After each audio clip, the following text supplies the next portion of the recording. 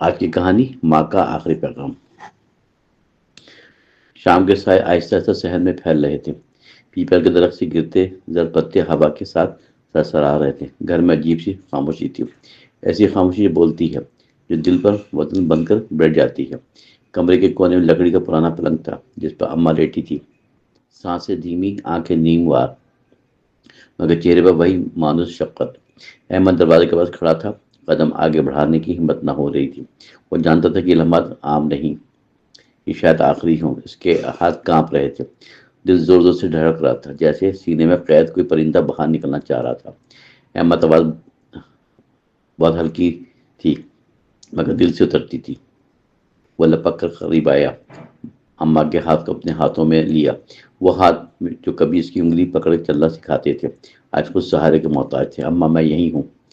اماں نے ہلکی سی مسکراہٹ کے ساتھ آنکھیں کھولی۔ وقت بہت کم ہے بیٹا، سنو گے؟ احمد کی آنکھوں سے آنسو بہنے لگے۔ اماں کچھ مت کہو، آپ ٹھیک ہو جائیں گی۔ اماں نے ایسے سے سر ہلایا۔ ماں کو اپنے وقت کا پتہ چلا تھا۔ احمد کمرے کی گھڑی ٹک ٹک صاف سنائی دے رہی تھی، ہر سیکنڈ جیسے کسی یاد کو چھین رہا تھا۔ بیٹا میں نے زندگی میں کچھ دیکھا، غربت، دکھ، تنہائی، مگر ایک چیز کبھی نہیں چھوڑی، صبر۔ احمد نے سر جھکا لیا، اس کے ذہن میں بچپن کے مناظر ابھرنے لگے۔ وہ دن جب اماں سارا دن محنت کرتی، شام کو تھکی ہاری آتی، مگر پھر بھی مسکرا کر کہتی ہیں اللہ بہتر کرے گا۔ بیٹا دنیا تمہیں توڑے گی، کبھی دولت سے، کبھی لوگوں سے، کبھی اپنوں سے، مگر یاد رکھنا جو انسان اپنے اصول بیچ دے وہ سب کچھ ہار جاتا ہے۔ اماں کی سانسیں کھڑنے لگیں۔ احمد نے گھبرا کر کہا اماں پانی، ڈاکٹروں کو بلاؤں؟ نہیں، انہوں نے اس کا ہاتھ مضبوطی سے پکڑا۔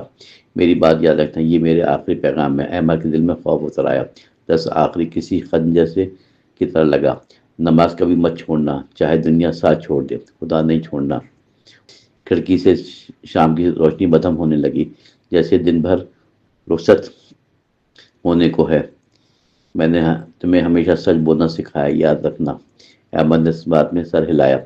یاد ہے اماں، جب میں نے جھوٹ بولا تھا، آپ نے 3 دن مجھ سے بات نہیں کی تھی۔ اماں کے لبوں پر ہلکی سی ہنسی آئی۔ ہاں، کیونکہ جھوٹ آسان ہوتا ہے مگر سچ انسان بنتا ہے۔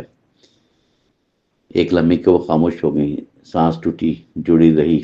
احمد کا دل بیٹھنے لگا۔ بیٹا اگر کبھی بہت اکیلے ہو جاؤ تو سمجھ لینا ماں کی دعا تمہارے ساتھ ہے۔ میں نظر نہیں آؤں گی مگر محسوس ضرور ہو جاؤں گی۔ آنکھوں کے کونے میں سے آنسو بہہ کر تکیے پہ جذب ہونے لگے۔ لوگ تمہیں کمزور کہیں گے اگر تم معاف کرو گے، مگر معافی سب سے بڑی طاقت ہے۔ احمد نے اماں کے ہاتھ کو چوم لیا۔ اماں میں آپ کے بغیر کیسے جیوں گا؟ اماں نے اس کے بالوں پر ہاتھ رکھا، بالکل ویسے ہی جیسے بچپن میں رکھتی تھی۔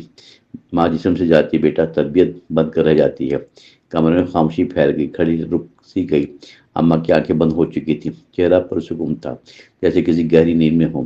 اماں، احمد نے دھیمی آواز میں پکارا۔ کوئی جواب نہیں ملا۔ وہ لمحہ، وہ خاموشی، وہ سکون سب کچھ بتا رہا تھا کہ پیغام مکمل ہو چکا ہے۔ کئی سال بعد احمد ایک بڑے دفتر کی کھڑکی پر کھڑا شہر کو دیکھ رہا تھا۔ نیچے زندگی دوڑ رہی تھی، دولت، شور، مقابلہ، اور کچھ اس کے فون پہ ایک پیغام آیا، سر if we lie the deal will close easily. Ahmed نے فون بند کیا۔ اماں کی آواز کانوں میں گونج اٹھی، جو اصول بیچا ہے وہ سب کچھ ہار جائے گا۔ اس نے گہرا سانس لیا اور سچ کا راستہ چن لیا۔ اسی رات اس نے قبرستان جا کے ایک فاتحہ پڑھی، دل میں سکون تھا۔ اماں، میں نے آپ کا پیغام سنبھال کر رکھا ہے۔ ہوا ہلکی سی چلی، جیسے کسی ماں کی دعا نے اسے چھو لیا ہو۔